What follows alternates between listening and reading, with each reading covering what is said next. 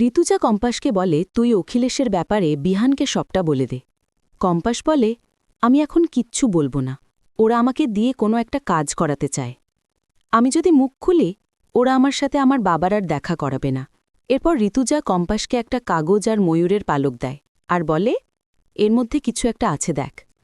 তারপর কম্পাস মোমবাতি জ্বালিয়ে আগুনের ওপর আগুনের তাপের ওপর কাগজটা দিলে অনেকগুলো ডিটেলস পায় আর বলে, আমাকে মালয়েশিয়া যেতে হবে।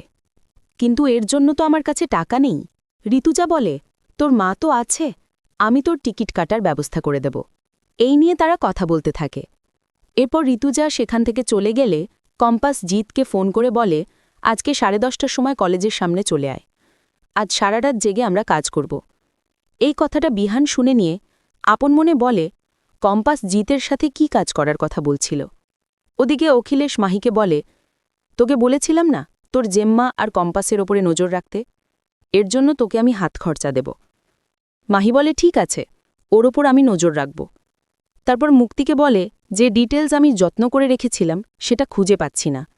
ওটা কোনোভাবে কম্পাসের হাতে পড়ে যাননি তো? সেই খোঁজ নাও।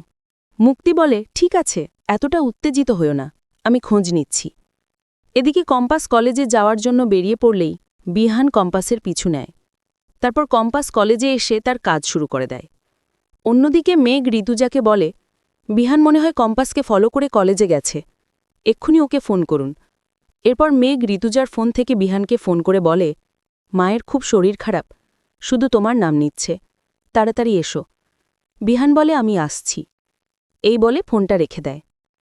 তারপর ঋতুজা কম্পাসকে ফোন করে বলে, বিহান তোর পিছু পিছু কলেজে গিয়েছিল, তোর যা কাজ আছে তাড়াতাড়ি শেষ করে ল্যাপটা ফাঁকা করে দে।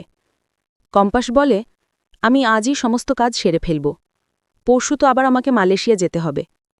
এই বলে ফোনটা রেখে দেয়। এরপর বিহান বাড়িতে এসে ঋতুজাকে শুয়ে থাকতে দেখে বলে, মায়ের কি হয়েছে? পাশ থেকে মেঘ বলে, এক্ষুনি মা ঘুমো, শুধু তোমার নাম নিচ্ছে। তখনই ঋতুজা বলে, তুই কোথাও যাস না, এখানেই থাক। বিহান বলে, আমি এখানেই আছি।